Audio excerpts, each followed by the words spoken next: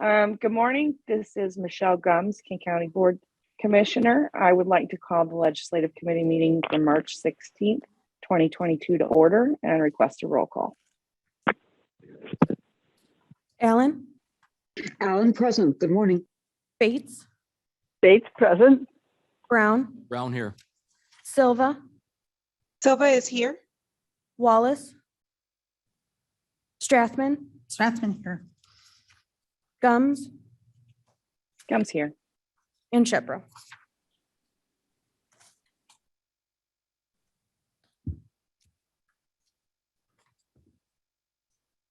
Mr. Shepro, did we lose you? Okay. Everybody else is here. There's a quorum. We would take it this time, motion to approve the minutes from February 16, 2022. Brown move. Allen moves. Or Brown seconds. moves. Allen Bates seconds. moves. We got Brown and Allen. That's fine. And, all right. And any public comment that I'm not aware of? Need to vote on the minutes. Oh, I'm sorry. Thanks, Deb. Roll You call bet. for that vote. Allen? Allen, Bates? Bates, aye. Brown? Brown, yes. Silva? Silva, yes. Strathman? Strathman, yes. Gums? Gumbs, yes. Okay. Under old business, we've got a little bit of a legislative update. There's a lot going on right now. Obviously, our legislators are hard at work down in Springfield. I had the opportunity to talk to several of them yesterday.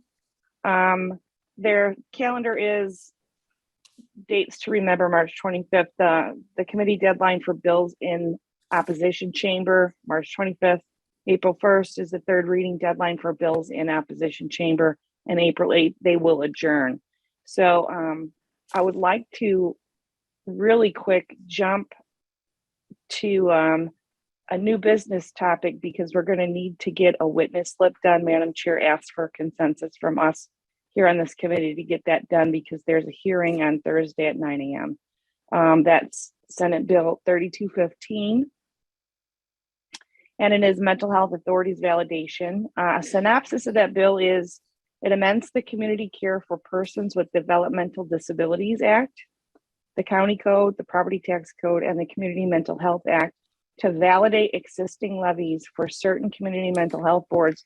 And it brings that act in compliance with property tax extensions.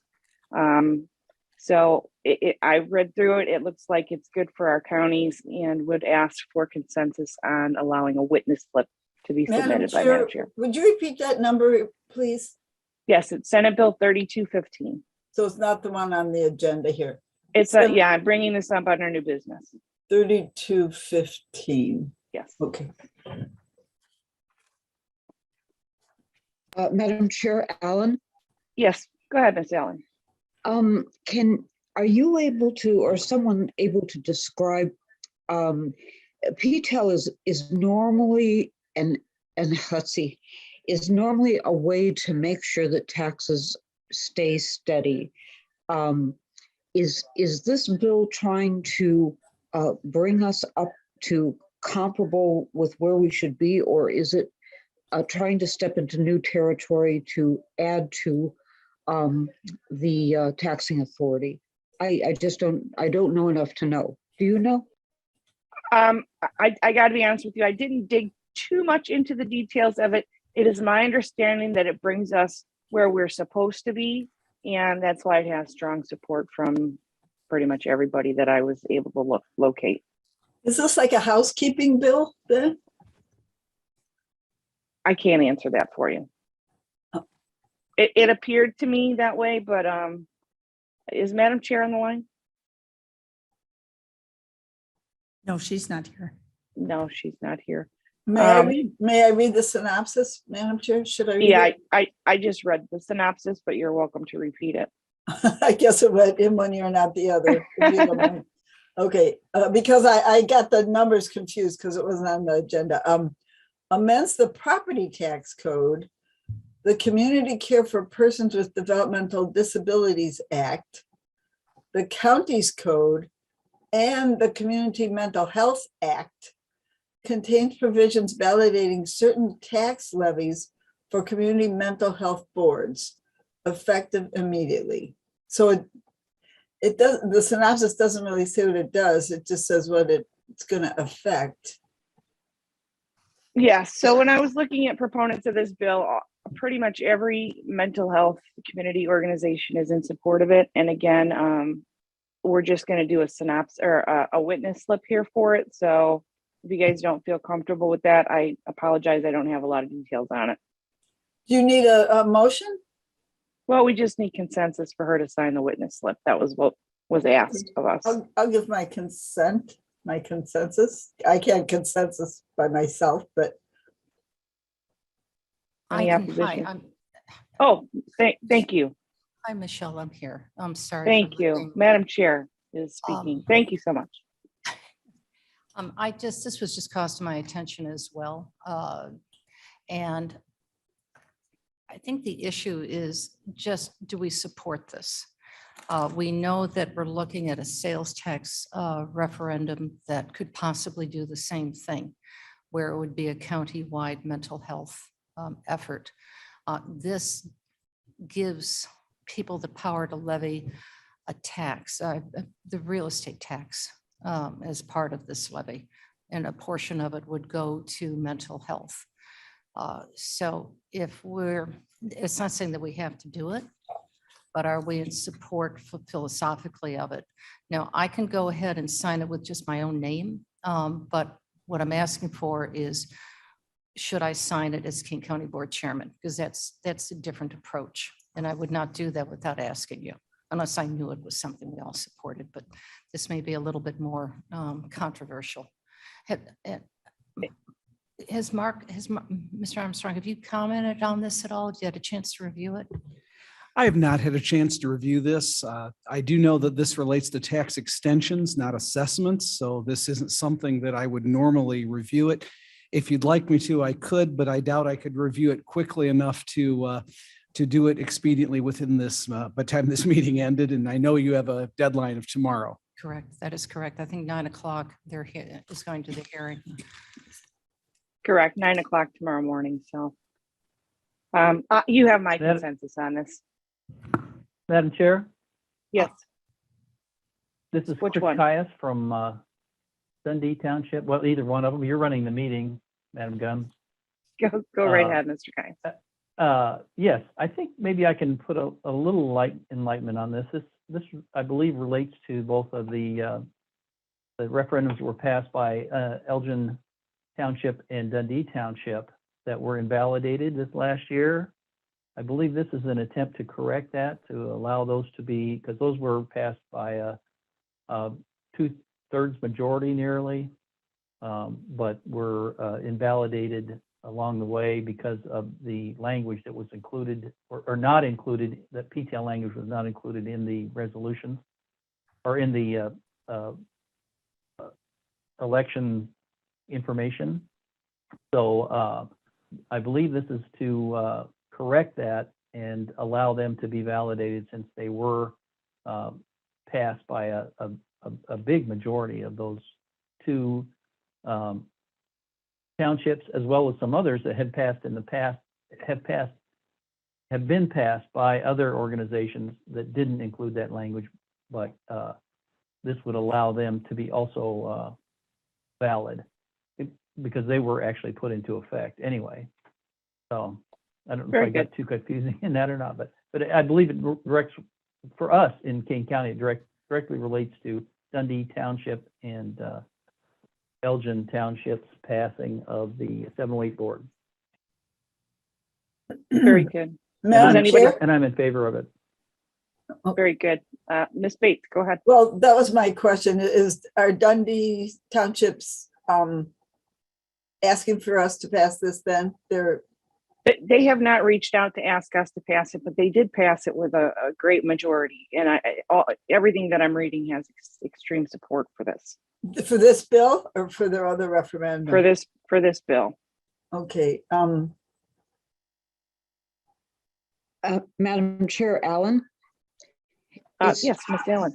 It's just odd that we would not, what I have seen on this was a general request from AID sent to, I think, everyone that they have on a mailing list asking us to do witness slips.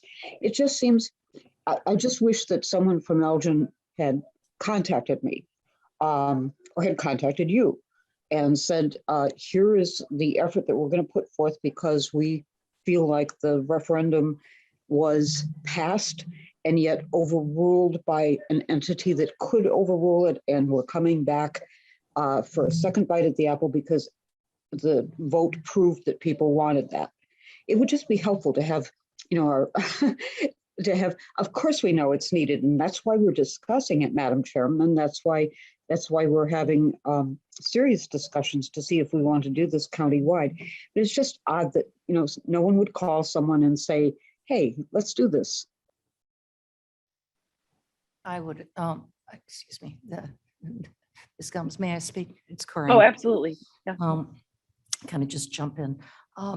I believe that this is definitely a county-wide effort, and I do know that both the township chairs from Dundee and Elgin have come up to me independently asking if the county has any interest in doing a county-wide 708 board.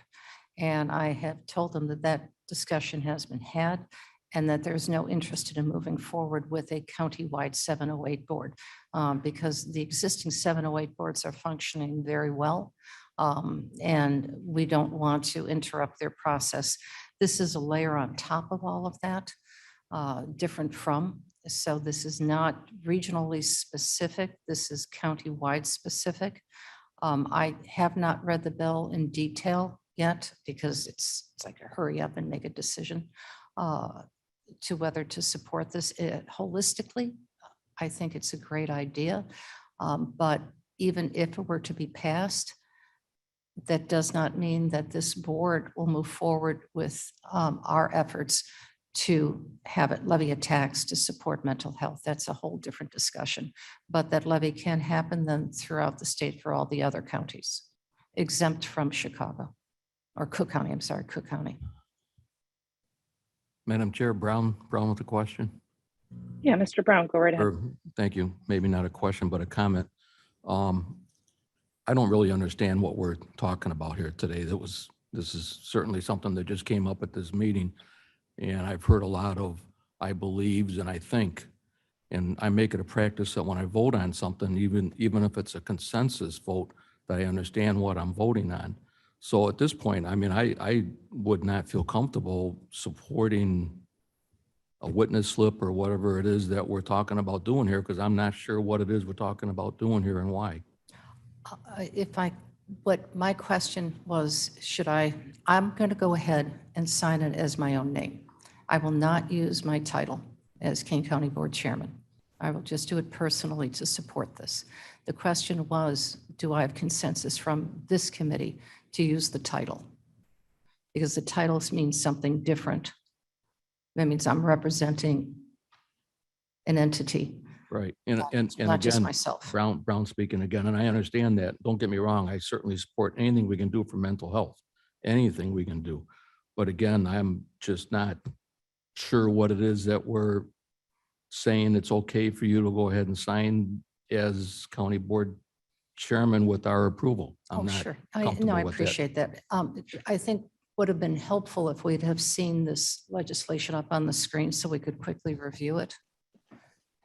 If Blair, you can do that if you have the capacity to do this. Somebody would have to guide me on. And Madam Chairman, can I butt in again? This is Alan. Yes, Ms. Allen, go right on. I just wanted to mention that when Barb Jeffers was our public health director, she worked some of her time on trying to see if the county would want to do a county-wide 708 board. And for this reason, someone would call and they would be, basically the 708 boards are in the southern half of the county so far. Someone would call who was outside of that area and was also outside of St. Charles's area because St. Charles, the city, has its own 708 board. And what do you do when that happens? Now, fortunately, the 708 board people are connected to each other enough that they say, oh, there is a vendor here. And why don't you give them a call and see if they can take care of what you need? So there is interconnectivity. But Barb saw a countywide 708 board as something that would, pick up all of the places that were not included. And then the argument to that was, well, if the North End would just get their own 708 boards in place, we wouldn't have this. And she said, well, yeah, I hope I'm not putting words in her mouth, but I was in on those conversations. And she would say, okay, so you get a Dundee and an Elgin 708 board. You still have pieces, parts all over the county where people aren't represented. So she was really hoping that we might go in that direction. And there just hasn't been the energy, I think, to do it yet. Very good. It Madam looks like- Chair, Strathman here. Oh, yes, go right ahead. My understanding is that, like Commissioner Kaya said, Elgin and Dundee boards, Elgin and Dundee did pass a mental health board in a referendum by a 2/3 majority, but it was defeated because there was, excuse me, lacking language about the PTEL, about the taxing element. It didn't quote what the rates might be on somebody's tax bill. So it was defeated. Elgin, and I know Dundee is also planning on putting it on the referendum in June in the primary election to do this again. My understanding of this bill is to attempt to bring back the language about the PTEL in the bill in the referendum that passed. And so that we can, it's like Maeva said, it is a housekeeping thing, trying to bring back the PTEL. That's my understanding of it. It's bringing And- back the PTEL language? For Dundee. To bring back the board to Elgin and Dundee, that they passed by 2/3 majority, it got voted down because of the lack of language in the referendum about the PTEL. But So is this bill that's just separate about from- Dundee? No, This is for, no. All of Illinois, right? no. Madam Chair, yes, Mr. Mr. Kaya. Kais. just Caius again, I apologize. I probably confused things more than I should have. I don't normally speak to this. Mr. Paul Setz, who's the chair of the 708 board in Dundee Township, is still a valid, there is still a valid board. It was voted for. It is in effect. What this bill would do, and I have signed the witness slip in favor of this myself, is to create language that is statewide, but it was created mainly because the two, both Elgin and Dundee had passed 708 boards with a resounding majority. They were invalidated by our clerk's office because the language wasn't in there. This would change that language so that these then would be effective. Both of those boards would, or the Elgin, or the Dundee Township 708 board, because that's the one I can speak to since I'm in Dundee, would then be in effect and would be provided with the funding. By default, it affects all others that have been passed without the PTEL language that were 708 boards. But So- this is specifically generated for that 708 board in Dundee. So this corrects that mishap on their referendum. That's correct. It Okay. is and then as Ms. Allen had said, they were talking about doing another referendum, but this would then circumvent that, or the state would then have corrected it so they would not have to rerun their referendum. Okay. It would then be valid. So it is And- housekeeping. And Chris, in your understanding, it's both Elgin and Dundee? Or any county or any township that passed a referendum that then later failed by virtue of not having proper language? I can't speak specifically to Elgin's because I think that the Elgin trustees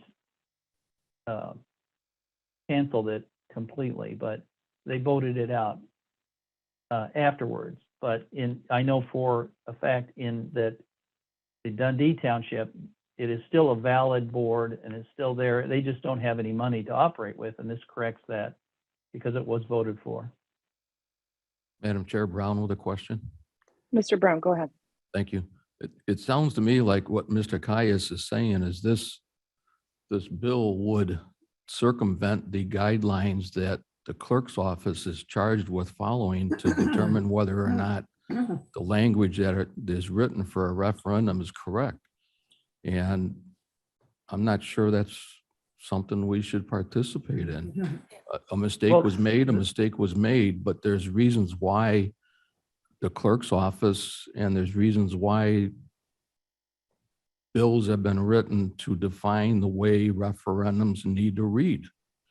And if it wasn't followed, then it wasn't followed. But to go ahead and say now that, well, we agree that 2/3 of the voters voted for this, but yet we know that they didn't follow the guidelines that have been put out there, I'm not sure is the right way to go. So I think we have so many questions right now. Lewis, permission? Ms. Lewis, go ahead. Sorry, not my committee, but this was actually sponsored by Christina Castro.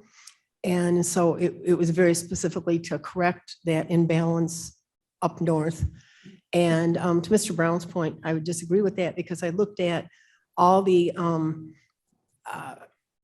groups that it has already passed, downstate, all the committees it's already passed. And it really looks like it's cleaning up some sloppy language and taking that loophole out to make it easier for counties like Dundee and Elgin to get this taxing that they really want.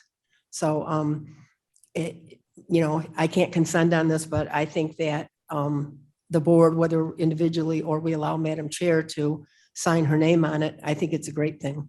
To your point, that's the information we don't have to Yes. give consensus on this. Right. Madam Chair, Madam Gums. Ms. Bates. So does this, here's another question that I don't understand and maybe we don't have the answer to is, does this remove PTEL language from future referenda? I'm sorry. Is he here? Does this remove? If we can ask, Mr. Shepro, are you here? Is the state's attorney available to answer this question?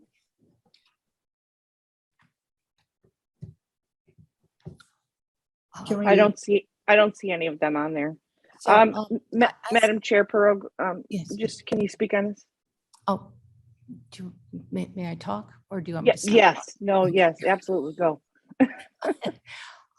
I appreciate what Mr. Brown had to say, and I thought all of a sudden I sat up a little straighter. I went, should we review this before we make the decision? But then reading it again, I think this is incredibly specific just to this and not to the general discovery of all PTEL law and any other application that may be there, because it says specifically for, where did I read this? To clean up the validation, the Community Mental Health Act, section of the county code. And I think we should take a look at what that is. And I will do so before I sign it to make sure that it's completely clear for that county code, as well as Personal Developmental Disabilities Act. So if it is just to clarify that, that impact is going to be felt throughout Illinois. If there was any other referendum that got passed that may have gotten booted because that was inadvertently not included, the cost of what is $100,000 home, you'd pay so much more money. Because that was the one sentence that was left out. Right. We'll be doing something very similar to that next week. We'll show you what that looks like for a referendum that we're considering. Okay. So, Madam Gums? yes, go right ahead. I agree with what Madam Perot just said. Ms. And- Strathman speaking. Yes, thank you, Strathman speaking. And this is not a county tax. This is a increase in the township taxes. So this is not asking the county for any increased tax or a tax extension or anything. It's on the local townships. Yeah, this will solve a local problem, but it does not solve a countywide problem. Correct. Countywide problem still very much exists. Madam Gums Brown, Mr. Brown, go right ahead. good discussion. I'll concur. Very good. So unless we have opposition, I would go ahead and consent to a witness slip signed by the chair, Ms. Perogue, on behalf of the county's legislative committee. Thank you. All right, excellent. Sorry, wrong button. I apologize for bringing that forward, but I know it's very time sensitive, so they can get to work on that quickly. So I'm going to move along. Madam Chair? Oh, just yeah. one final, I'm sorry, just one really quick thing there. I would No, encourage go. everyone, whether they're on the committee or not, to personally sign a witness slip as well. Yes. Excellent, excellent point. Thank you for reminding me. Yes. All right. We're going to move along because we got some pretty important folks that are wanting to talk here, and I'm grateful for them. So we went through that. Now, next we're going to talk about, it was brought up in judicial and public safety last month as it pertains to legislative actions for our 911 telecommunicating operators and how they are classified federally, and some ways that the states throughout the country are trying to navigate getting them classified as first responders. I have Ms. Guthrie on the phone or on here somewhere, but I've also invited a gentleman. His name is Mark Reddish. He is the senior counsel. Mark, I think you're there. Before I get there, I just want to make sure you're online with us. Yep, I'm here. Good morning. Oh, excellent, Mark. So Mark is senior counsel and manager of government relations for APCO International, and they are like the experts when it comes to telecommunication issues and 911 issues. And he's just going to give us a little talk about what's been going on and maybe introduce himself and tell us a little bit about this issue. He's going to talk more on the federal level because he doesn't handle state issues. So, but we'd like to hear from Mark. Welcome, Mark, and the show is yours. Thank you very much for that welcome and for allowing me to join you this morning. So I'm Mark Reddish, originally from Momence, Illinois, Kankakee County, and I work for APCO. This issue of the classification of 911 professionals is something that APCO has been working on since 2014. And to sort of give a quick background, the federal government maintains something called the Standard Occupational Classification System, or the SOC. And it's maintained for statistical purposes so that federal agencies doing work with data and occupations are sort of all on the same page and classifying things in a similar way. So one of the ways that this system gets used is Bureau of Labor Statistics will put together summaries of how many electricians there are in Illinois, or what the average salary is for an electrician, right? So to gather that data and be consistent, you have to have this classification system. The problem from APCO's perspective is that this classification system puts 911 call takers and dispatchers into a category of occupations that are administrative or clerical in nature. And that might have made sense 30, 40 years ago, earlier days of 911, but the occupation has certainly evolved. And I think anyone who really understands the work that a 911 professional does has a different perspective, that it's much more protective about life-saving work. And so there's a different way that they could be classified in this system called a protective service occupation. A few common misconceptions about this. One is that we're not talking about a first responder classification. This protective service group is really broad. It actually doesn't include EMTs. EMTs are in a healthcare classification. In this protective group that we're trying to get 911 professionals into, it has people who work in playground safety and school bus monitors, parking enforcement officials, and police and fire, what you would maybe guess that would be called protective occupations. Another misconception is that this is not going to have a direct impact on salaries and benefits. So the federal system is just maintained and the occupations are classified for statistical purposes, and the decision on the classification is supposed to be just based off of an analysis of the work performed. So anyway, APCO's been working this both at the federal agency that controls the system. There's legislation in Congress that would direct the federal agency to change the classification. It's the 911 Saves Act. It does have strong bipartisan support. It's in the House and the Senate.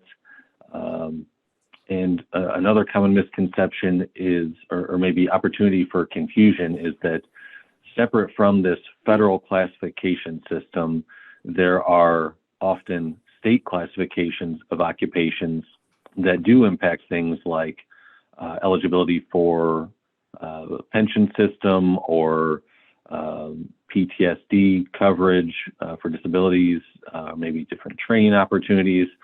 And that's not impacted by this federal classification. So I guess I imagine that you'd have questions about both. I'm sorry to say that my expertise really is limited to the federal issue, but let me pause. This is an issue I could go into the weeds on. Maybe I've already gone too far in the weeds for y'all's interest. I could talk about this in as much detail as you'd like, but are there questions, or could you prompt me to maybe expand on any of this in a way that could help you? And if not, I could go on and talk about, if you are interested, what a good role for the commission or others within Kane County might be. Let me pause. Very good. Thank you, Mark. Does anybody have any quick questions for him? And then we will ask you, Mark, to suggest actions if we do support this at the federal level. Anybody have any questions? Madam Chairman, this is Alan. Miss Allen, go ahead. It's hard for me to put what 911 people do, which is basically emergency response, in the same category as playground monitors. Can you give me a little bit? Is the category actually broader than that? I just see our 911 people as being on a higher level, a great more. I know it's important to protect our kids, of course, but our 911 people are protecting the whole county 24/7. I think that's different from a playground monitor. Yes. Well, your point is well taken. I certainly agree, and I think that the change that we're seeking is even more basic, right? We're just trying to get this federal agency to recognize that the work that a 911 professional does is protective in nature, or at least more protective in nature than it is administrative and clerical in nature. That's the fight that we're having right now. And then within this broad group of protective service occupations, there are subgroups, and we're not anticipating a real fight about an appropriate subgroup to be into. I think the real, at least our first fight is just, can we all agree that this is protective work? And unfortunately, there's been some resistance to that. Okay. Thank you, Mark. Ms. Allen, if I may, really quick, I stumbled upon a couple of things, and with my history in the 911 center, I did stumble upon something I wanted to share with you.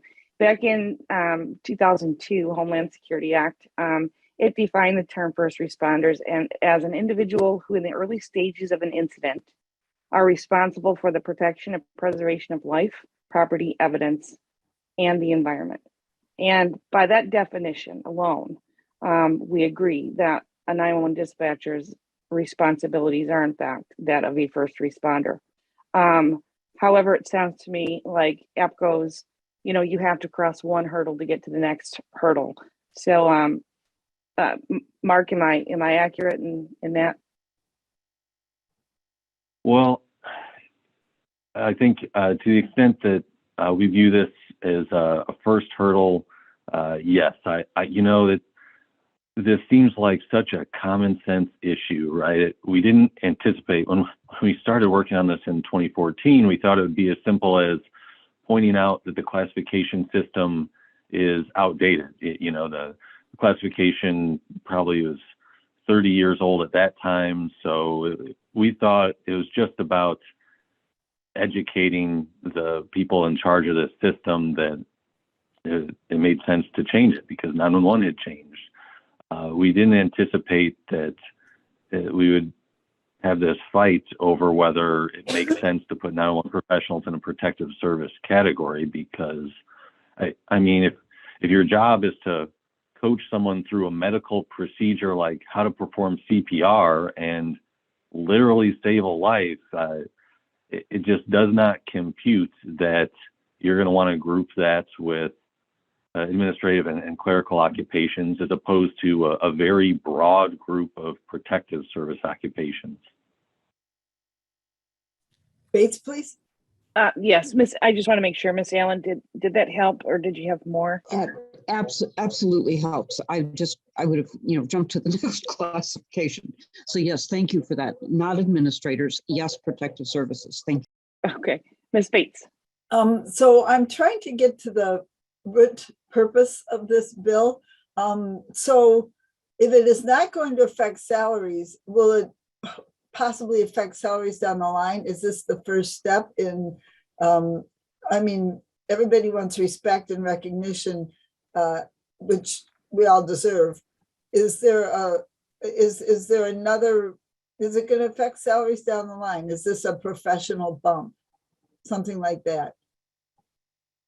Well, what's the ultimate purpose? It comes, if I can speak on that a little bit, and Mark, please correct me if I'm wrong, but as I understand it, when you are classified as a protected group or first responder, you still have groups that are negotiating for their salary and wages. However, there are added protections for people in this class when it comes to PTSD issues. Okay, I did hear that. All right. Well, so I might be should off base. clarify that. Go ahead. Yeah, I Yes. should clarify that. When I mentioned PTSD issues and salaries and benefits, I was speaking to what I've seen at state level classifications that are separate from this federal classification. So to change the federal classification, or the primary reason for APCO in fixing the federal classification is just about appropriate recognition of the protective, life-saving nature of this work.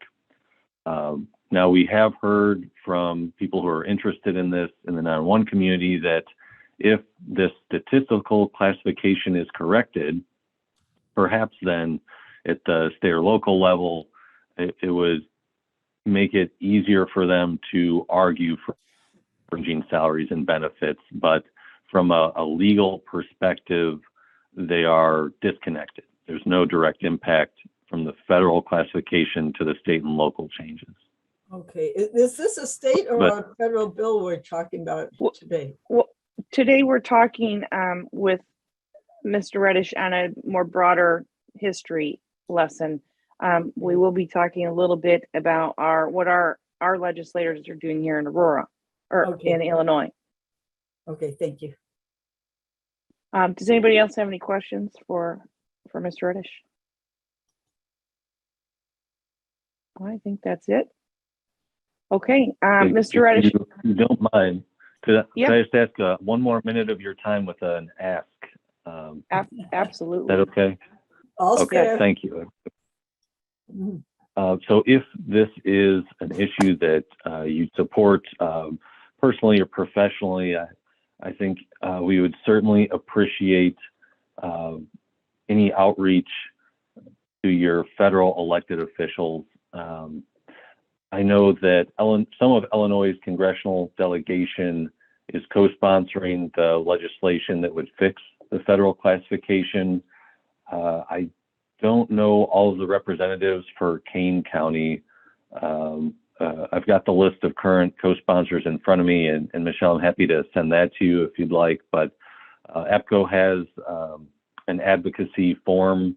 So if you wanted, you could just pop in your name and address, and then that'll populate a letter that you could send by email to your representatives, or if you have your own channels, which I suspect you do as a commission, that can be really helpful to build the co-sponsorship and help us get some momentum so that we can push this through the legislative process. And also, thinking of this as primarily about the recognition and respect for this profession, I think there's something to the idea of just fighting the good fight and doing this advocacy to give that recognition, to give that support to the 911 professionals, right? Short of passing the law, I think there's value in that outreach and support from individual members of Congress and other leadership at the state and local level. So anyway, I appreciate you letting me make that point, and I'd be happy to provide additional information and help however I can if you're interested in this issue further. I greatly appreciate it, and I do have your information, and we've got connected finally. Remember my statement yesterday. But I will reach out to you, and I am familiar with the APCO website, so we'll take a look at that. And we'll have further discussion about this here shortly. But I really want to thank you for coming at the last minute. It was one of those, why didn't you think about APCO? So we added a word in there, but thank you very much. And I appreciate it greatly. So we'll do more work together. All right. Thank you all very much. I'll hang up now and have a good day. Thank you. Have a great day. All right. So when it comes to really good guy. So when it comes to what's happening in the Illinois bills that we have before us, HB 4931 and SB 3127, they have been referred. Bear with me. I got to pull it up. They're currently. They have quite a few sponsors, 1, 2, 3, 4, 5, 6, 7, 8, 9, 10, 11, 12 sponsors on this. It has got extreme, this is SB 3127. It's got extreme bipartisan support. Both of these issues, or both these bills have bipartisan support. It's currently been moved to Healthcare Licensing Committee from the Rules Committee. So I have spoken to the senators. Actually, they're so kind to answer when they're on the floor for me, and they're keeping a close eye on it, and will let me know. But I just wanted to have a conversation about it. When it was brought up at judicial, to me, it's so very important. I mean, a lot of people really do not understand what a dispatcher does in a 911 center, and Mark brought up a great point about nobody. If you haven't done the job, it's very hard to explain, but oftentimes they're not recognized as much. They're just the person that answers the phone, and that's so not true. That dispatcher has answered the phone. She has the sheriff's office or the fire department had it out. She's got 12 screens in front of that person, and they're listening to a conversation across the room while entering data and contacting somebody via computer as well. It is a very, very complex job, and every single day they save lives, but they never get talked about. And I think by classifying them and giving them that recognition is extremely important. So I guess going forward, I mean, we can have further discussion on this, but I just wanted to bring it up because it was so important. I don't know if Ms. Guthrie's in the room or online, if she has anything to add. Yes, good morning. Hi, Michelle. Thank you so much. I am here in the room. Thank you guys all so much for the support for our team and the recognition. I echo everything that Mr. Reddish said, everything that Ms. Gums said. I refer to our team as the first responder. Not only are we there for our callers, performing CPR, coaxing them through a choking baby, a drowning incident, very traumatic incidents and anything from helping deliver a baby, something that's good news too. But we are also the lifeline for our police and fire responders. Our dispatchers dispatch police to the traffic stop. They check on their status in the first 4 minutes of the call. They check on them again 20 minutes in, and they make sure they're safe. And when they're not safe, we're the ones who get them help. Same thing with a firefighter running into a burning building. So just something as what seems simple of a change of classification would mean the world, because we are often behind the scenes and the unseen first responders. So thank you so much for the board to recognize our team and even talk about this legislation today.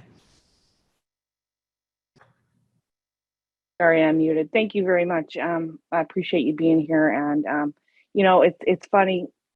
We had a little sign when I was a dispatcher in the room, and and I don't know if I remember it correctly, but it says that, if you don't know where you are, this is referring to officers, firefighters, our first responders out on the field. So if you don't know where you are and God doesn't know where you are, you better hope that your dispatcher knows where you are and you're on good terms with God. Because we always want to make sure that, and that hung in the room for so long at the exit door, and we have to make sure that our folks get home every single night. So does anybody have any comments, questions, Madam Gums? accolades? May we have should we have a motion to approve this or support it, or? Well, I would ask for that. Yes, I think it is too late to do witness slips because they're having a hearing this morning at 10:30, so half an hour ago. But I believe it's got good momentum. But I don't know that. Sure, let's do that. I mean, if I think if we still have the ability, I'll go in and quickly, add my name anyways. Or if you guys want to do consensus to support this. I'd like to move that the Legislative Committee of King County supports this bill. Alan, second. All right, anybody opposed to this? Madam Chair Brown with a comment. Yes, Mr. Brown. Thank you. I certainly support this. I'm in consensus with this as well. But I just wanted to make a comment, as I did at the Judicial and Public Safety meeting. 911 dispatchers are certainly first responders. And it's a second week in April that there's going to be, It is. It's April 10th through the 16th. It's always the second full week in April. That's National Telecommunicator Week. Yeah. And thank you. And I mentioned at the public safety meeting that perhaps at the county board meeting, Madam Chair, that we could give special recognition to the dispatchers and read the resolution and thank them for doing the job that they do. Thank you. I look forward to seeing that resolution. Be happy to announce it and sign it. Thank you. Thank you very much. And as always, just a quick comment, anybody is welcome for a tour. Just contact me and you're welcome to come to the center, newly remodeled. We'll show you what we do, meet our team. You're more than welcome anytime. Very good. That's excellent. And I encourage everybody who doesn't have an understanding of what 911 does. There's something almost poetic about watching. It's kind of maybe a little morbid, but when the chaos starts and you watch the teamwork, it's almost poetic to see how magical it is and how they pull together, and it's seamless. And but yet they're really the nucleus of every single emergent situation that we handled, in this county. So props to you all. Thank you. Chairman Gums, Alan again? Yes, Miss Allen. I just wanted to comment that if you've watched Miss Guthrie's department at all, you can see that they are almost always looking for additional people. as people retire or leave these jobs because they're so stressful. And you have to go through an enormous number of applicants to find the few who can actually do the job. I think that there's, I would, it's so exciting. I would love to sign up. I would love to do this. And it's months and months of training, and you have to be psychologically able to handle it.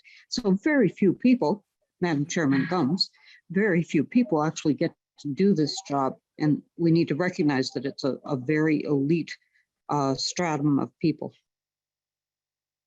Thank you. I couldn't agree with you more. There's a special place, and not everybody can do it. You know, many times over the years, police officers and firefighters would come down and they say, I could never do your job.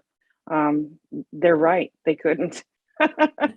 So, but we love them nonetheless. So, but anyways, I'm gonna contact you to bring treats during Telecommunicators Week.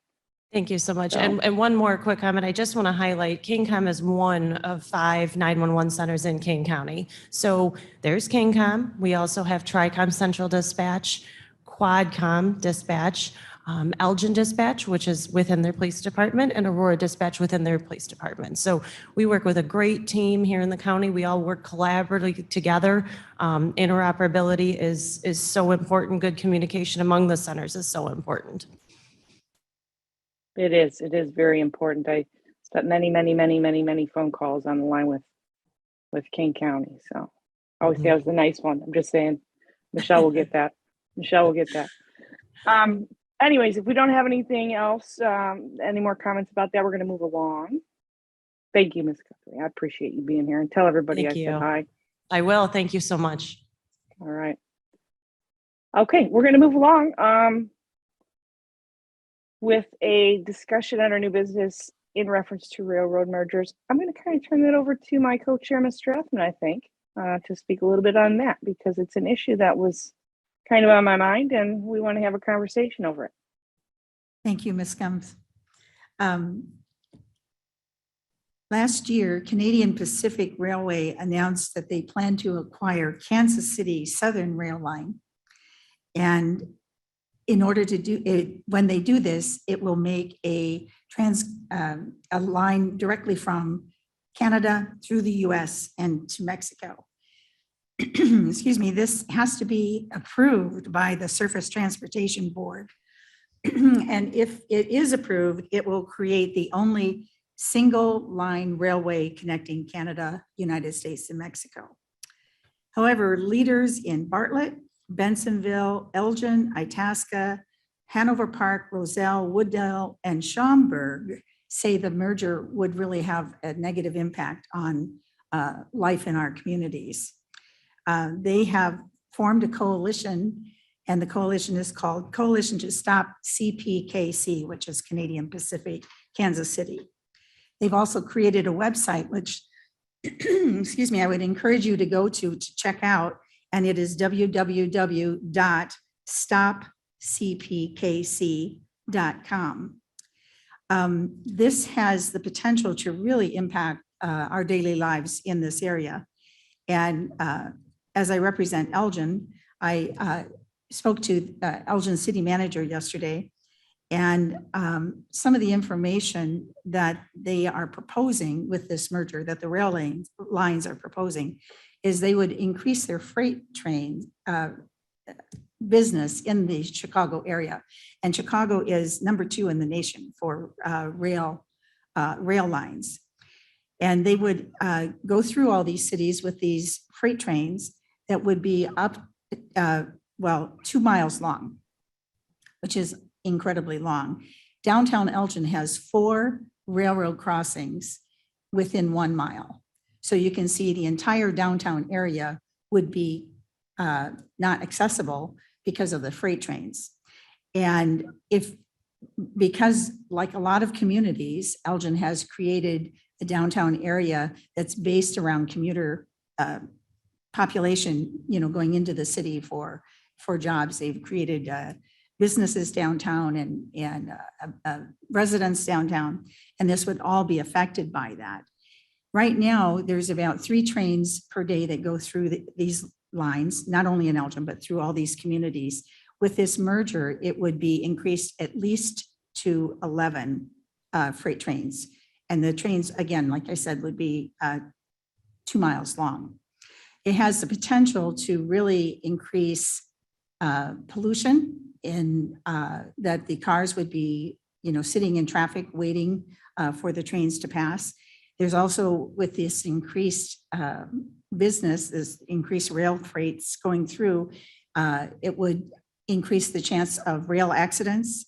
And, we're working very hard on King County, as all communities along the Fox River, to create the Fox River Trailways, and that could also be in jeopardy.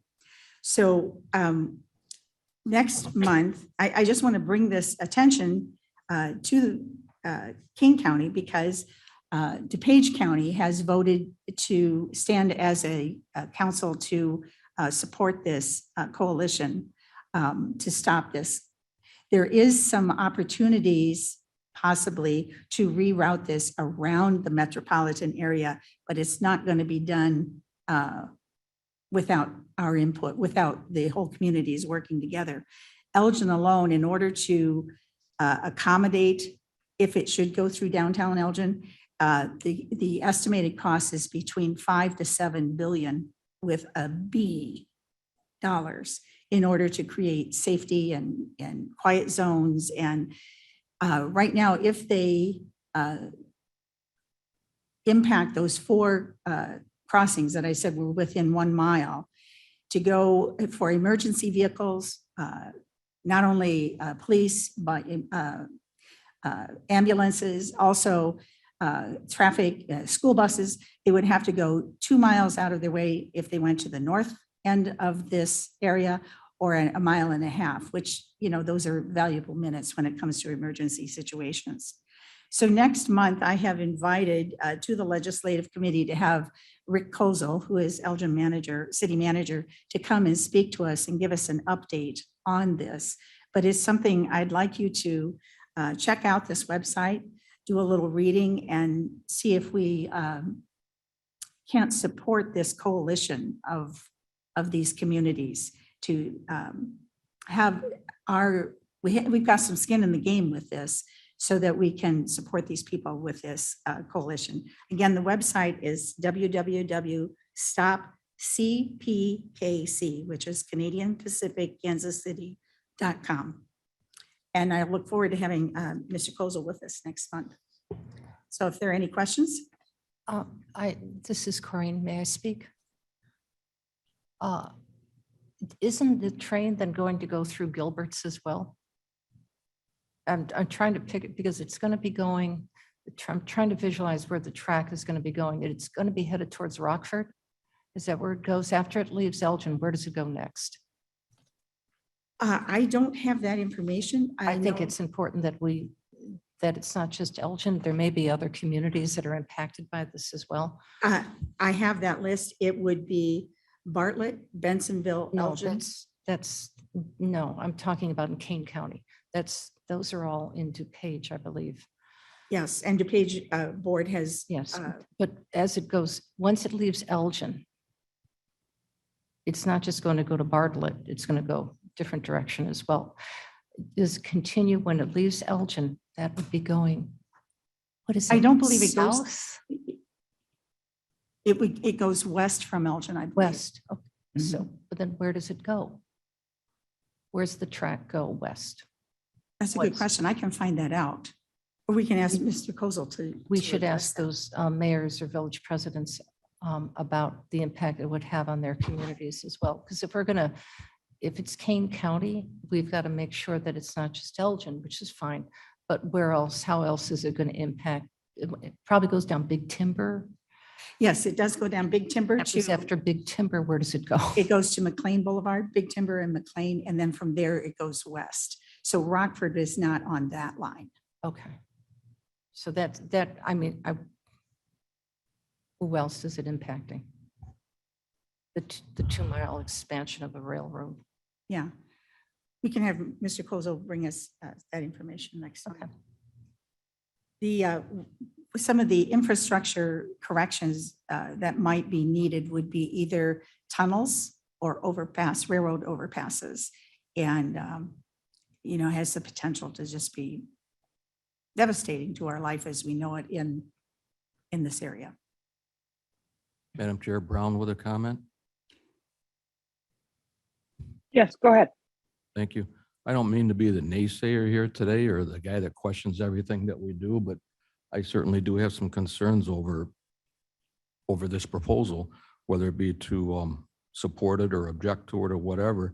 And just sitting here this morning before the Public Health Committee started, I wrote down some of my questions that I would have as we move forward. And one of them Corinne just brought up is, what crossings are we talking about? It being a big factor of what towns, what crossings.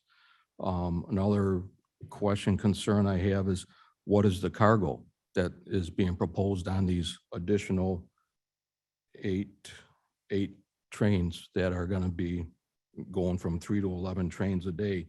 And is that 11 an accurate number? It was just brought up by Ms. Strassman that the trains will be 2 miles in length. And I thought there was some limit on how long a train could be. And I don't remember it being 2 miles. I'm not saying you're not correct, but That's what the Surface Transportation Board is being. that's what they allow. Requested. They're requesting that they Requesting. be allowed with this. This is a once in a lifetime merger opportunity. Okay. So the railroad is petitioning to have that limit increased.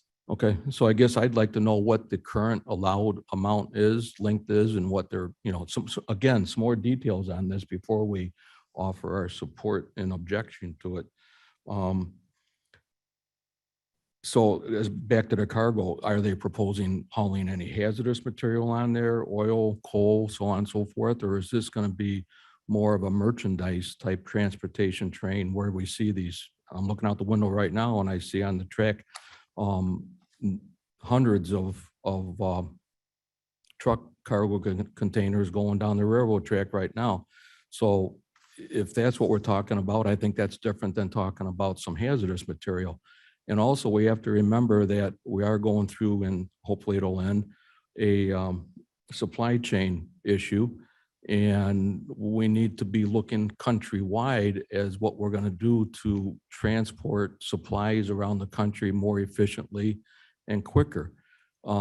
Another thing, I know we're all concerned about the environment. A train, and I'd like to know these details, what effect does a train have on the environment as compared to if you've got a 2-mile train going down the track that's carrying, I don't know how many cargo containers. Let's just say it would be, I don't know, whatever the number is, 100, 200, 500 cargo containers. That's 500 trucks that would be going down the road that not only would be affecting the environment, but also creating more traffic on the roads. So is there a negative effect, positive effect to these trains being allowed? I don't know the answer to that. I'd like to hear some of those things addressed. Cost of fuel's going up. Hopefully that'll reverse as well. But again, will allowing trains that economic effect of those longer trains transfer down to the public consumption as compared to those hundreds of trucks buying the additional fuel cost to get the merchandise to the public? I don't know. Those are all those things that I think we should really look at before we say we oppose this or we support it. We should really understand what the effect is negatively and positively, not just it's going to create a traffic jam. And then I think that's my comment for now. Appreciate it. Thumbs And if I may. oh yes, please do. I do have some information, some additional information that I could get to you about this. And they're not suggesting that we don't do this because, like you say, the supply chain has been interrupted and it will be to our advantage to have a direct line between Canada, the US, and Mexico. What they're saying is that the impact on the Chicago region will be substantial. And there are other options that could be done with this that would reroute it around the Chicago metropolitan area. And that is some of the things that I will have Manager Kozel talk to us about. I just wanted to get this out there. This probably will not be decided until the fall, but I wanted us to get on board so we know that this is happening. You can do a little research and see what this website, what the impact is. And they will be transporting all kinds of goods. It won't be just hazardous material. It will be, goods and service, not services, but goods from the different countries as well. But it has the potential to really impact the whole area, not just Elgin, but the whole area. And when, trains are that long, and it is a federal regulation, the state, we don't have any say, either the county board or the state on how this is regulated. It is a federal thing. But that's why I'm going to have Mr. Kozel come next month and give us some more information. And if you give me some questions, I'll be happy to get them to him so he can answer those directly. Okay, appreciate that. I look forward to that conversation. What I'm wondering if it wouldn't be advantageous for the board if we're going to hear from the administrator from Elgin, if we could also hear from someone from the railroad industry that's proposing this to happen as well. I didn't hear you. I'm sorry, I'm wondering, since we are going to hear from the village administrator from Elgin as to why they're opposing this, if we couldn't possibly ask someone from the railroad industry that's proposing this or whomever to offer their reasons why they think it would be a good idea. I'm just throwing ideas out. If we're going to oppose something, we should hear both sides of why we're opposing it or supporting it. Bates, please. Really quick, I believe we do have a contact person. We have to coordinate that with them to speak on it as well. I think it was just today we wanted to bring it up for discussion so we could go forward with a plan and see who everybody wanted to talk to and what questions we might have. So yes, I agree with that. That's a great idea. Ms. Bates. I'd like to also know if the people opposing this have looked at other alternative tracks that they could use. Is there someplace? Okay, and there's none available?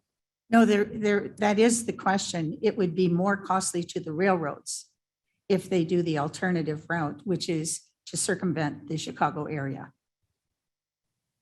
I see. Correct. And just from what I read about it, this is Gums again. And looking back at history, so, railroads are essential, obviously, for our everyday lives. But, when you propose changes that affect communities and neighborhoods and rural areas as well, that substantially affect emergency vehicles. All kinds of different things. We could go around about this for days. But you have, for example, on Route 34, Ms. Bates, you might be familiar with that constant backup. We had that constant backup at 34 and 75th Street. And when the traffic increased through the trains, the city and DuPage County and all those invested in this required the railroad to do the overpass so that, we didn't have that backup and didn't affect those here. Those are all questions that we can ask and have answered. But that would be ideal, right? For the railroad, if they're going to increase by a super amount of traffic, then maybe they have to help mitigate the effects on the community. So I think it's a great conversation to have. And those questions are in my mind as well. Madam Chair, Lewis, please. Yes, Ms. Lewis. Okay, I have a real quick question that I know you won't know the answer to, but if you could add it.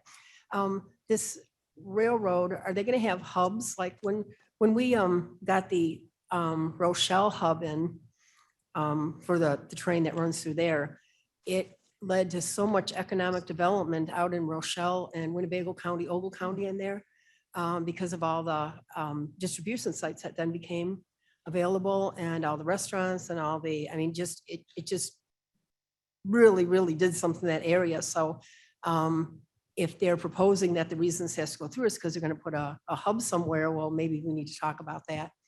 So just a question. Yeah, no, that's a great question. Ms. Strathman, you get any further on this? No, if people would like to get me the questions, I will get them to Mr. Kozel so that he can address them. And I also will look for a railroad person who might be able to present to us as well, so that we do have both sides.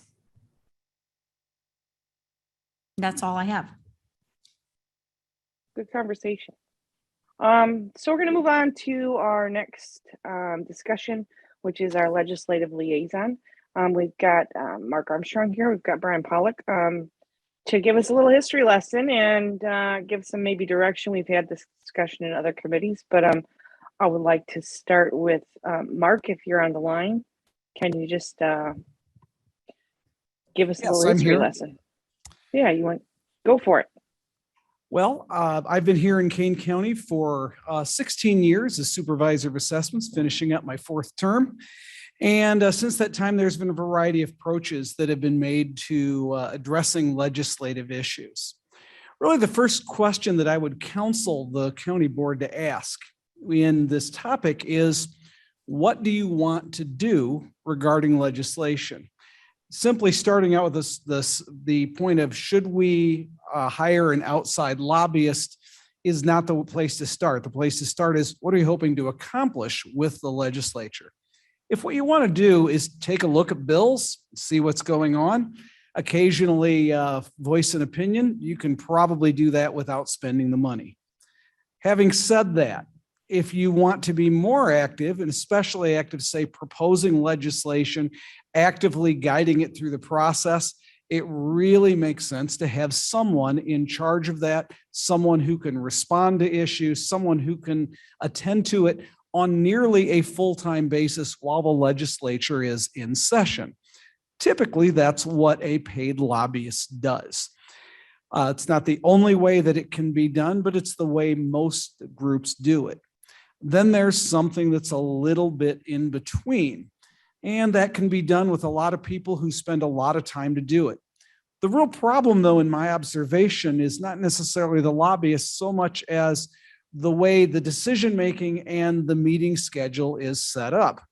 I'll look at only last month's legislative committee agenda for an example. There was a bill on there opposing or supporting, it was supporting a bill that would oppose the use of something called dicambra, and that's an agricultural chemical. I see Mike Kenyon is still in the back of the room smiling. And Mike, I got to admit, I don't know anything about the bill or the chemical itself, except I noted the Farm Bureau had a position on the legislation. Now, there was a resolution there that was on the agenda, and it was going to support this bill. And it really doesn't matter what the bill was, because this is just an example of the way timing works. So to get that on the agenda, it needs to be on your agenda about a week ahead of time. And that's a normal process. It helps you comply with the Open Meetings Act. It also helps deal with the administrative task of building an agenda, which is really quite a substantial one. The work that goes on behind the scenes is tremendous. It's been made easier by the use of Minute Track, but it's by no means easy just to coordinate all that. Then after that, it would go to the executive committee, which would be at the beginning of the next month, and then to the full county board, at which point something is transmitted to the legislature that the Kane County Board officially opposes this or supports this legislation, which opposes this practice. The real problem with that is, by the time the legislative committee met last month, it was already too late. I have too late in the fact that the bill was already dead and probably will not be revived this year.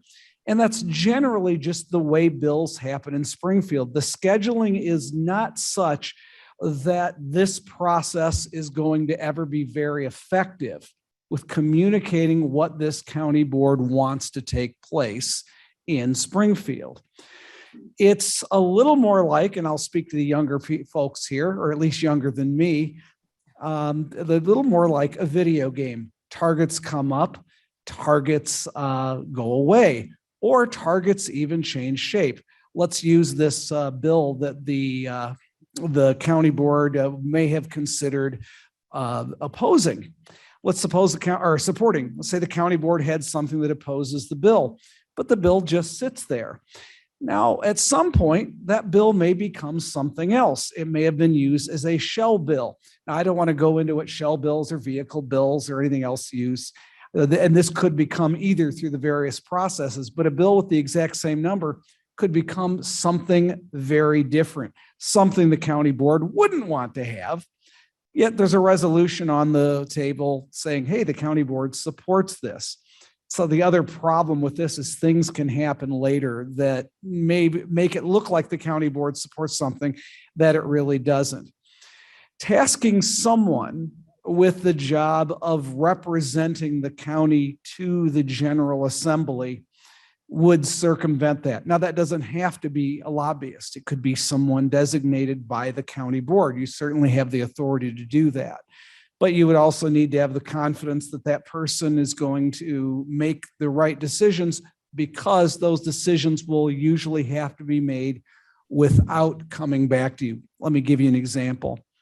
For 10 years, from 2011 through 2020, I chaired the Legislative and Policy Committee for the County Assessment Officers Association of Illinois. During that time, I drafted more than 10 bills. I say more than 10 bills because some became things later with the same drafting that have become law in Illinois. Excuse me. And so in doing so, one of the things that I became was well known to some of the folks in Springfield, generally not legislators, but staffers. I may have become well known to legislators, but it was always staffers who called me. And they would call and ask, what is your opinion? What is your association's opinion on this? This would be county assessment officers statewide. Now, we had a committee that I could take that back to, and we didn't have an Open Meetings Act that we had to follow, so we could generally convene a group relatively fast, usually by telephone within a day, and come up with a decision. The trouble was, we didn't always have a day. It was routine during session to have somebody call and say, Mark, this amendment is being proposed. It's going to be heard in committee in about 20 minutes. What's your association's opinion on this? And it's either, I don't know, or I was tasked with giving the answer. Now, in that case, my association had the confidence in me that I would provide that answer to them, and we could move on from there. If it was something that we supported, great.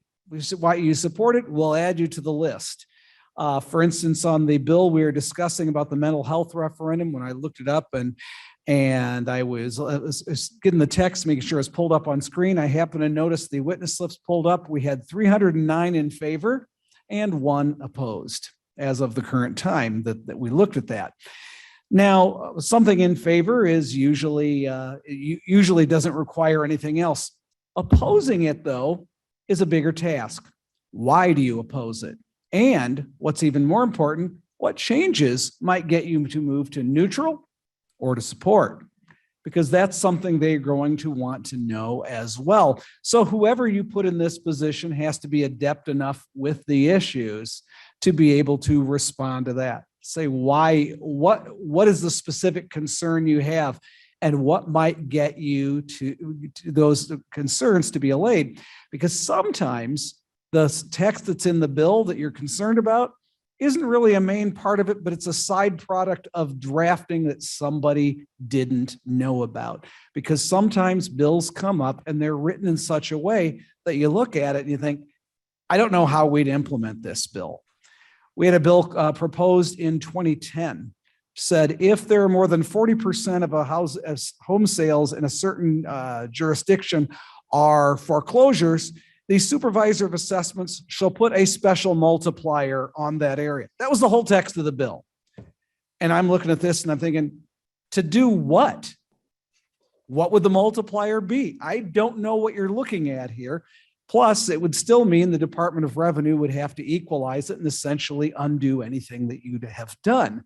So the bill wasn't really thought out that well. And once or twice you might run into the 6,000 bills that get filed here, you might find 1 or 2 that wasn't completely thought out before the text got through the Legislative Reference Bureau. But you need to say somebody why we can't do this. Sometimes it's as simple of, I can't figure out how to actually implement this. Sometimes it's, because the bill that you think would lower taxes actually raises them. And I've had more than one of those. So that gives me some of the idea of the problem that you're trying to solve and some of the ways to solve it. Whether as far as lobbyists itself, my association has always used a lobbyist, mainly because we wanted somebody who was watching, especially when those moments come and new bills come into committee or amendments come into committee at a last minute. Those are the people who generally had their ears to the ground who would find that out. We found that valuable. Whether you find that valuable or not really depends on what you're trying to do. I think I've probably said enough for my introduction, and I'd be happy to answer any questions anyone has about my experiences. Thank you very much for that. Does anybody have any questions for Mark or comments?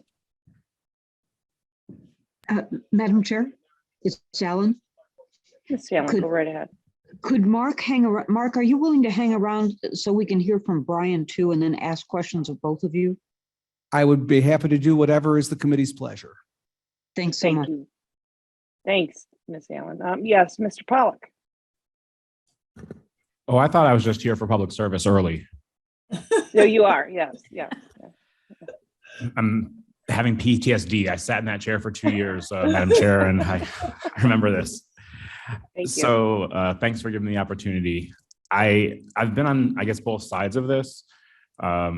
As chair of legislative, at that point, the county board granted our committee, I guess, some broad authority to act on our legislative agenda. And as Mr. Armstrong mentioned, it's not easy. It's not fun to put those things together. We took time, well ahead of the beginning of session. We talked to all the departments, same thing you guys do. And we put together an agenda, and we had a few items we wanted that we were going to be working offensively on. And then we had some principles that we knew we might have to play defense on.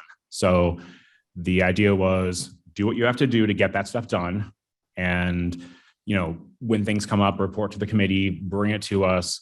We'll do some resolutions for broad ideas, but we'll endorse the agenda, go. Because as Mr. Armstrong said, things change.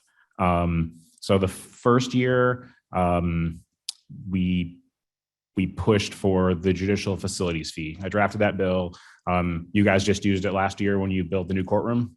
So that money that came from that bill is, building up so that you can use it for courtroom construction and judicial facilities thing. So that $1 million+ a year has been helpful and will continue to be helpful for the county. But we had the authority to do it. As so happens, we introduced a bill in the House, a bill in the Senate, and passed in one house, didn't pass in the other. And then come May, another bill got shelled out. It got popped in there, and it was a different bill number than it was when we started. So if we had just passed a resolution that said we're supporting House Bill 1, and it turned out it passed as Senate Bill 12, you have those issues. So you do want to stick with the issues, not just with the bill numbers.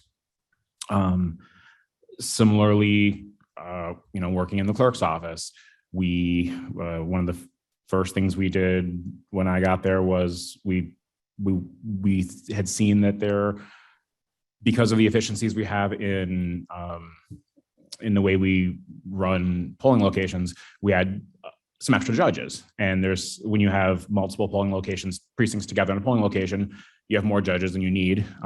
Other elections, besides the primary and the general, we were allowed to have 3 judges per precinct.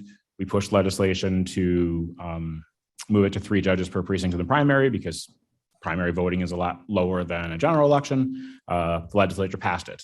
At that point, we ran on our own before we worked with the lobbyist for the association and with the association.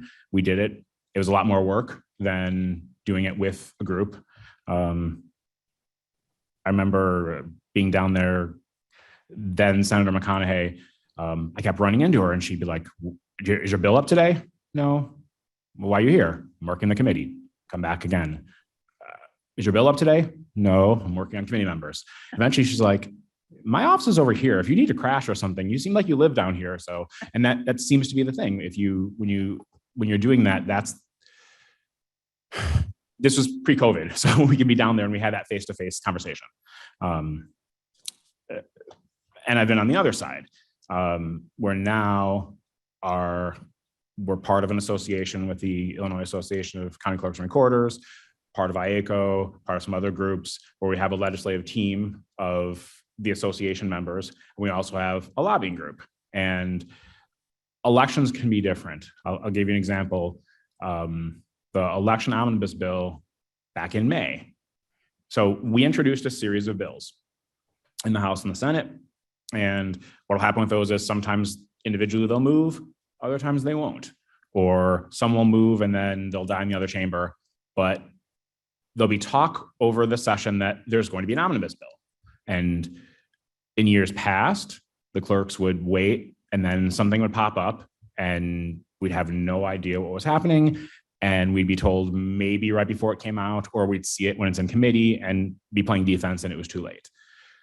Having an association to work with, having a lobbying firm to work with helps us go from defense to offense. And even that, the omnibus bill popped out at 2 a.m. on Memorial Day. So I read that bill, 800 some pages, and then I testified that morning. So those things happen, but having the backing of, I think there's 30 some members of the legislative committee for the association, plus having the lobbying firm, we were prepared. We had an idea what was happening, whether hearing from legislators, hearing from staff, and hearing from the association that, okay, this is going to be in, this is going to be in, this may be in, watch the language on this.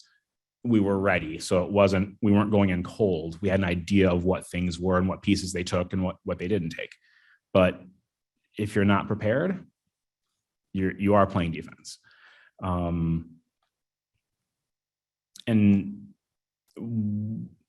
the associations, the firm that the association hired, one of the things that has been beneficial, it's not a solo firm. The 4 principals for the lobbying firm each came from one of the caucuses. So there's either a former legislator or staffer from House Dems, Senate Dems, House Republicans, and Senate Republicans. So having that bipartisan footprint has made a difference. Granted, right now the legislature is run by one party, but you still want to have inroads to minority caucuses to get things done. Especially for us, because things in the clerk's office there's not a partisan way to handle vital records or run an election or whatever. It shouldn't be. And so it makes a difference. And in the future, things may flip. So it's nice to have the access to those caucuses and to set up those meetings and to get the input from the legislators as they're introducing a bill, or they'll ask us, well, how do you feel about this? Rather than it's out, put up a slip. And so having done both, I can give experience on both. Ultimately, it's the call of the board to make the decision, but I can certainly talk about anything because I know this meeting's gone long. So any questions you have, I'll be glad to answer. Mr. Pollock. So I guess there's some discussion, I guess, that we have to have. What is our purpose? What do we want to do? So I'm going to open it up to anybody with questions on the direction, and if we think the direction is going in the right direction, or if there's changes, or let's just have a discussion on it quickly. Madam Gumpf? Go right ahead, Ms. Bates. Well, I would always rather be on the offense than the defense. Never having played a day of football in my entire life, I'm pretty sure you always want to be on the offense, not the defense. And so if having a professional lobbyist or liaison would help us be that step ahead, I believe here the offense means having that step ahead, so we're not being surprised by something that's coming out and we're surprised. I think, and from what Mr. Pollock has said and what Mr. Armstrong has said, I think we're headed towards a consensus that this a professional liaison would be a good idea. Thank you. Thank you, Ms. Bates. Anybody else have any questions about process or where do we go from here, or are we doing the right things? Anybody got anything? Alan, question? Miss Allen? I guess something that's still blurry for me is what are the specifics that Kane County is interested in accomplishing? Or where do we just sign on with what our umbrella organizations are doing who already have larger legislative committees and larger and probably already have lobbyists on hand? I don't know. One of the things that Madam Chairman Pirog had said was I'd like to have somebody there who can get us money. And that would pay for itself right there. But you'll notice, do you remember a bunch of money came into Illinois and what the governor did for broadband? And what the governor did was he had a committee and they zeroed in on 5 communities where they're going to put a bunch of money to try and bring those areas into the internet era. See, I'm not sure, there might be spillover money that we could go for to enhance what we want to do, but they were targeting with that money communities that are way behind us. So I'm not sure that our being there to say, well, you know, we want money too. I don't know if we have access to that. The clerk's office and the assessor's office have very specific things they want. We're a whole county. We want lots of stuff. Are our umbrella organizations covering that for us, or do we need to have somebody specifically looking out for Kane County? I'd Your like mic, to answer Madam that. Chair. Yeah, go Thank right you. ahead. The difference, and the point well taken, but the difference is that the organizations like ISACO, very nice organization, but they're looking for all the counties that are representative as their members, not specific. So if we're looking, I'm going to use broadly, not interfering with broadband, but broadly, ISACO does a good job. But if we're looking at the impact, particularly, for an example, a hypothetical example on the issue with the railroad, if we're looking at potential resources to help mitigate an issue of railroads coming into Kane County, right-of-ways, bridge repairs, et cetera, that would need to be done, that's very specific for us. That has got nothing to do with Grundy County. God bless Grundy County. So that's the big difference with these membership organizations, which have to think of the whole. We're looking at the specific. And if I would like to remind this committee that Kane County is rare on many things with its choices, but we are, once again, within the collar counties and with the municipalities, one of the few entities that does not have a lobbyist. And that was only done, there was historic lobbyists that did represent the county, but that was really done by previous administration as a cost-saving measure. Well, it was done less, and I believe it was for a cost-saving measure. Madam Gums, Bates, please. Thank you, Madam Chair. Madam Bates, go ahead.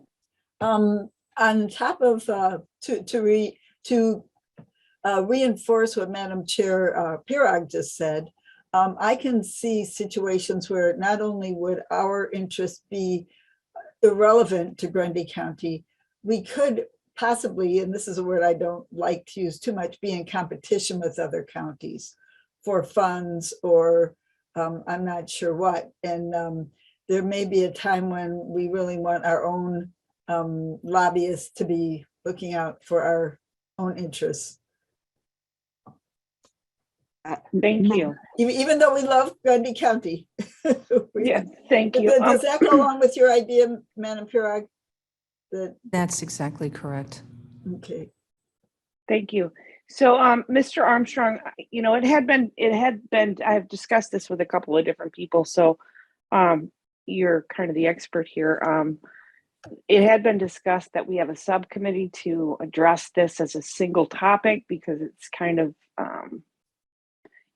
do we have a firm do it? Do we have an individual do it? Who do they report to? All of those things.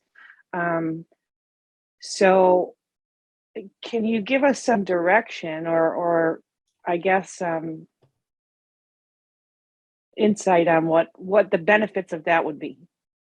You mean the benefits of having a subgroup to actually respond to everything or a subgroup to decide whether to hire a lobbyist? I guess I'm not clear what you're asking. The latter. I think it's the latter. So I don't know that that's going to be any different than having the group investigate and come back. You probably need a little more information than you have here today. One way to research this would be to look and see what other counties are doing, what entities have that. For instance, some large counties will have lobbyists representing different groups.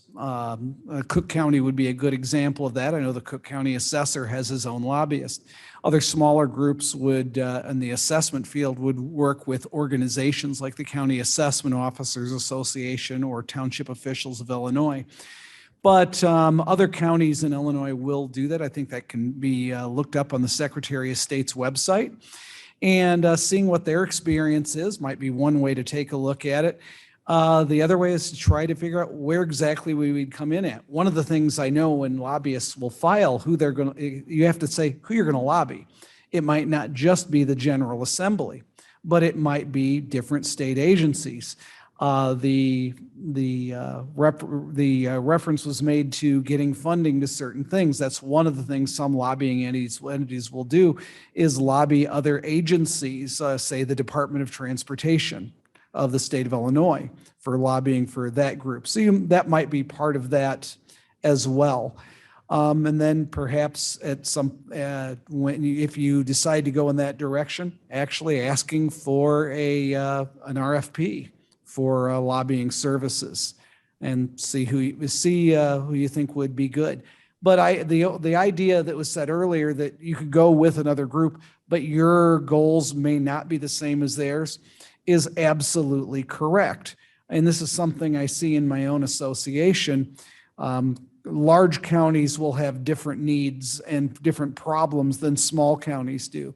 On an organization like my own, or ISACO, or the County Board Members Association, they'll all have their needs, but they are generally distributed by geography, not by population. And maybe that's a good thing, so they aren't dominated by the northeastern part of the state. But at the same time, that means the individual counties in here that have different needs may want to go in a little bit different direction, even if their participation remains with those groups. Does that make sense? yes, it makes sense. I just wondered if anybody else on the committee has some more feelings or input on this, as far as the direction that it's been going or where we need to go, because I know I've talked to several of you and there's some confusion on the process. I'm confused about the process, to be honest with you. So, Ms. Gumbs, it's Corinne. yes, go right ahead. At our last discussion at the county board, it was decided that the next step after having this conversation would be developing an RFP, request for proposal, or request for information. And that would be done collaboratively, being able to put that together. So unless I'm directed otherwise by this committee that you'd like to develop a subcommittee for further research on this, I believe the next step is developing that RFP. Okay. Does anybody else have any comments about, I believe one of the conversations I had was there was some confusion as to who that, when we get to the point of determining who we're going to have, if we decide to do that, who they report to, and who's going to have the authority to make these decisions. So I think this is an appropriate time to have that conversation collectively as a committee. I would like the input of the committee on that topic. Anyone? Madam Chair? Bates, please. Ms. Bates? Yes. I have the feeling that the authority and the reporting should be to this committee, since we are charged with setting the priorities, the legislative priorities. I believe there was some discussion of having that person report to exec or even to Madam Chairman Pirag. I would like that reporting to at least start with our committee so that we can, since that's the charter of the legislative committee. Madam Chair Brown, with a comment. Yes, thank you, Ms. Bates. Mr. Brown, go ahead. I think we just heard testimony from both the speakers, Mr. Pollock and Mr. Armstrong, that things happen very fast in Springfield. And if you're going to be effective in making decisions and having input in what legislation is pending, it has to be made sometimes at 2 o'clock in the morning. So I don't think there's time to contact the entire committee and convene, and even if you try to do it by phone for items like that, for times like that. So I think if we're gonna move forward, you would have no choice but to designate a person to be that person, as Mr. Armstrong is for his organization or was. So right or wrong, and Madam Chair, you may or may not be here 3 years from now, but I think that position, that title is the person that should hold that responsibility. I would agree. If I might offer, this is Mark Armstrong, if I might offer a practical observation, there is that if the lobbyist were to report to a committee, and by report here, I don't mean giving a report on a monthly basis, but getting specific direction. The lobbyist cannot speak unless authorized to specifically by the committee. That means every single decision is going to require an open meeting. That means it has to be posted a certain time ahead of time. It has to be discussed in the committee itself, and it would be subject to all of the notice requirements and so on. So just know that's what you'd be signing up for. I'm not certain that would give you an adequate response time. I understand what you're going for, but I'm just not sure it's workable. I understand. I hear what you're saying. Yeah. Madam Chairman, Allen, Yes, Ms. Allen, go right ahead. would it make sense for us as a committee to come up with what Mr. Armstrong started with? He said, what do you want to accomplish? Should we come up with like a legislative agenda as a committee, and of course with Chairman Pirog, and then turn that agenda over to her as the contact person and have the lobbyist follow that agenda? These are the things we're interested in. Can you accomplish these things for us? Is that a way to go about it? I think that's an interesting idea. I had done a little research on what other counties have done. Most counties have a whole Facebook page or a whole thing that's their legislative agenda for this current year, or that, the next year. And then it outlines every senator and House representative's name. I mean, it's got pages and pages of information on it. But it clearly outlines what their counties in particular, what their agenda is for that session. So I think that's a great idea. And then, if we determine what that is and then hand it over to Madam Chair after we do that, I like that idea. I don't know, Madam Chair, how you feel about that.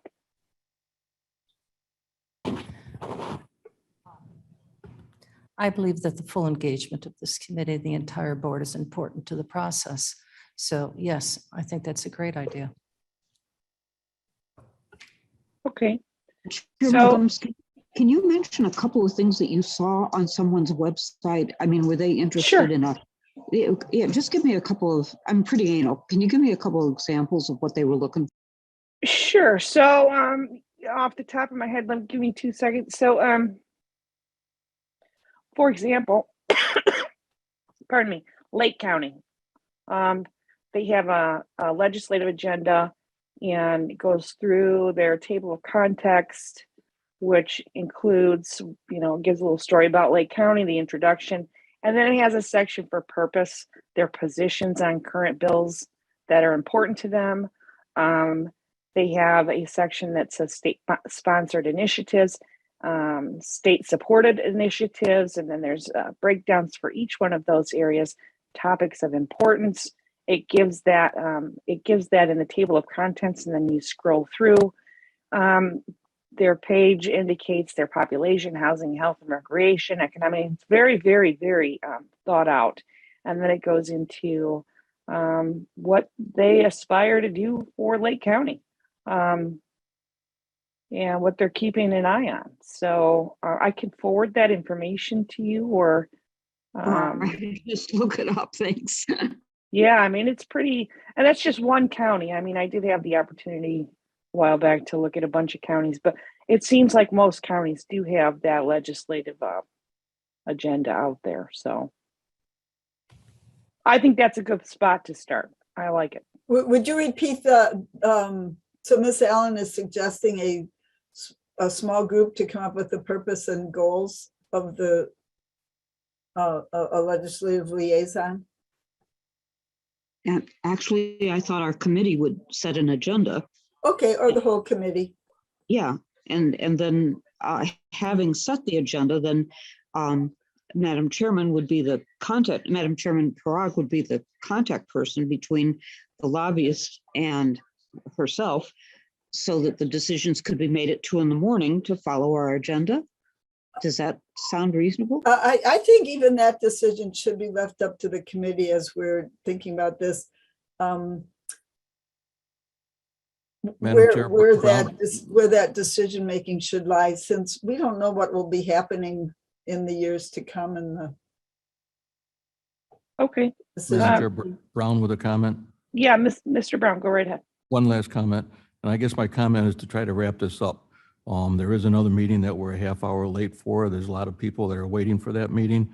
So if we could either get some direction or just continue this on to the next committee meeting, I would be supportive of that. Very good. Madam Chair, go ahead. I would support what Mr. Brown just said, but this is who gets the 2 o'clock in the morning phone call. We were both advised by different departments here, advisors to who gets the 2 o'clock phone call. We are also advised by lobbyists that they would like to have one point of contact, not multiple points of contact. The sense of collaboration is incredibly important.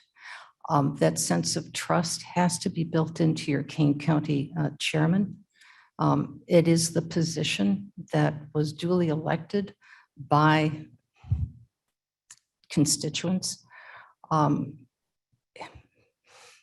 It has to be with one individual. So whether it is the Kane County Board Chairman, if you define that you would like to have your Vice Chairman do that, it has to be somebody who represents the entire county, because it is a county-wide decision. And I'm not speaking on behalf of myself, Ms. Bates. I'm speaking on behalf of the position. This is what the position's responsibility is to do, with guidance of this committee as well as guidance of the board. But the devil in the details at 2 o'clock in the morning phone call cannot be done collaboratively. It cannot be done by this committee, because I can't get you logistically on the phone at 2 o'clock in the morning to have you be cognizant, to have you be aware, and for you to get your coffee and to start thinking and give me a decision in 5 minutes so that we can pass that. And obviously that's rare, but Let's take that's this. true. Madam Gums. Yes, thank you, Madam Chair. Ms. Bates, go ahead. And then I- we'll try and wrap it up here for. Okay, the next let's take this, let's wrap this up, and maybe we could have a special meeting of the legislative committee in the next couple of weeks, so it doesn't have to go out 4 weeks.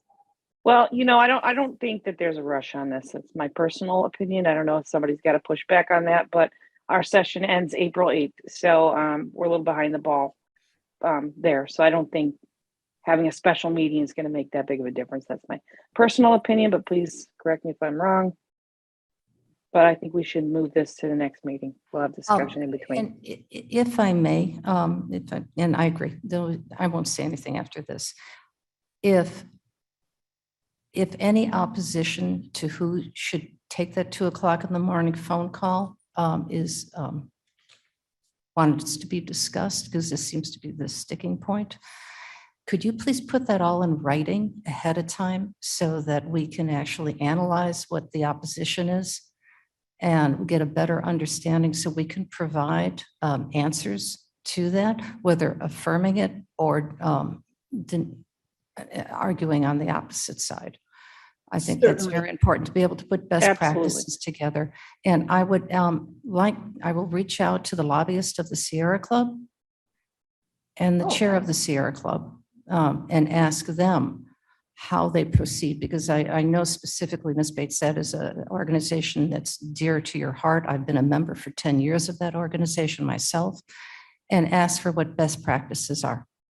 Okay, they actually have a full-time employee as a lobbyist, which is starting a new discussion. I wasn't going to say We that. can't afford that. I don't want the job. No, it's not that expensive. I think it's $70,000 or $1,000 a year. You can't afford me. You can't afford me. That's a statewide organization. So, Yeah. but just best practices. Let's wrap it up for now. Thank you. Yes. Yes. Thank you very much for this discussion. I know a lot of you wanted to have it. So let's that'll bring the end to that new business. We do not have any reason for executive session, and I would entertain a motion for adjournment. Brown moves. Bates second. Brown, Bates seconds. All in favor? Aye. Aye.